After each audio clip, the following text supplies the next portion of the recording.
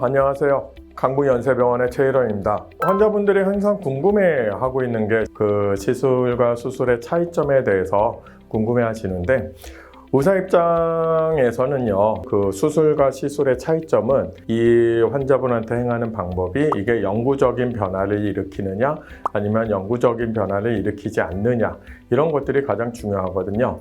예를 들어서 장기의 일부분을 잘라낸다든지 아니면은 뼈의 일부분을 갈아낸다든지 이런 것들은 당연히 영구적인 변화를 일으키죠.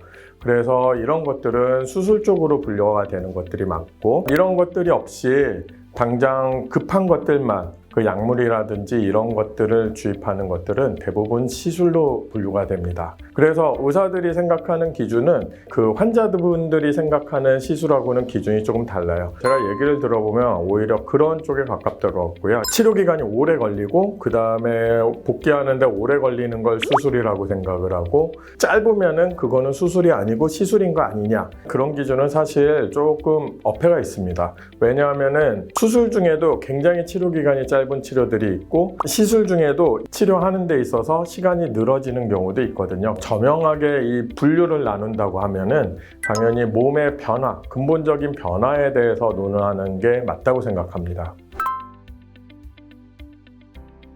그래서 이 요즘에 많이 진행이 되는 양방향 내시경은 사실 수술일 수밖에 없습니다. 왜냐하면은 이 양방향 내시경으로 한다는 것이 그 안에 들어가서 황색인대 일부를 절제를 하는 건 물론이고, 그 안에 있는 디스크도 조치를 취하고, 이런 것들은 당연히 근본적인 변화를 일으키는 거기 때문에 수술 쪽으로 분류하는 것들이 맞습니다. 하지만 단순히 내시경이라는 기준으로 그 수술 시술을 하기에는 이게 너무 여러 가지 방법들이 많이 개발이 돼 있어요. 예를 들면은 신경성형술 같은 그런 시술 중에도 내시경을 사용해서 좀 더 정확하게 하는 방법들이 있습니다.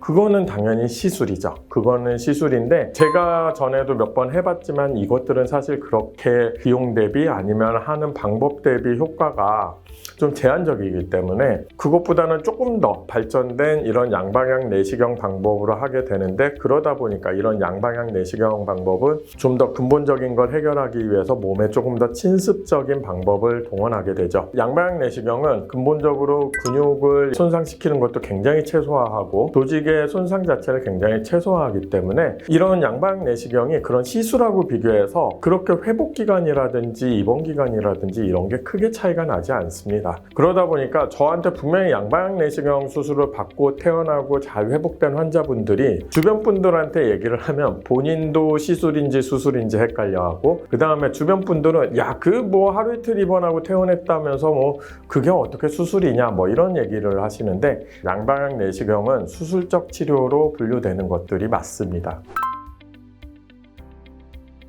양방향 내시경 수술이 보편화되기 전에는 다 이런 거를 열어서 했어요. 한 2cm에서 3cm 정도 열어서 하는 채소 침습 방법들이라고 개발된 여러 가지 방법들이 있거든요. 아무래도 그런 근육 손상이나 이런 것들이 크진 않더라도 좀 진행이 되기 때문에 회복하는데 적어도 입원 기간이 4, 5일 이상이 넘어가고, 보통 일주일 정도, 그 다음에 보조기 차는 것도 거의 6주는 차셔야 되고, 일상생활 복귀하는 것도 생각보다 그렇게 만만치 않아서 이런 양방향 내시경 수술이 개발되게 된 건데, 하지만 이게 무조건 고집적인 수술에 비해서 장점만 있는 건 아닙니다. 단점으로는 뭐가 있냐면, 일단 이 수술 방법이 수기의 난이도가 상당히 높아요. 열어서 하는 것보다는 그 의사의 실력에 좌우되는 부분들이 상당히 있기 때문에 이런 것들을 잘 살펴봐야 되고, 이런 수기상의 제한 때문에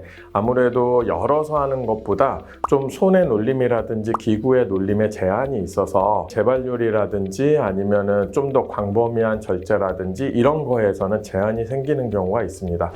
오늘은 환자분들, 그러니까 일반인들이 생각하는 수술과 시술의 차이에 대해서 여러 가지 얘기를 했는데, 앞으로도 궁금한 거 있으시고 불편한 거 있으시면 언제든지 댓글란에 남겨주시면 열심히 답변을 드려보도록 하겠습니다. 감사합니다.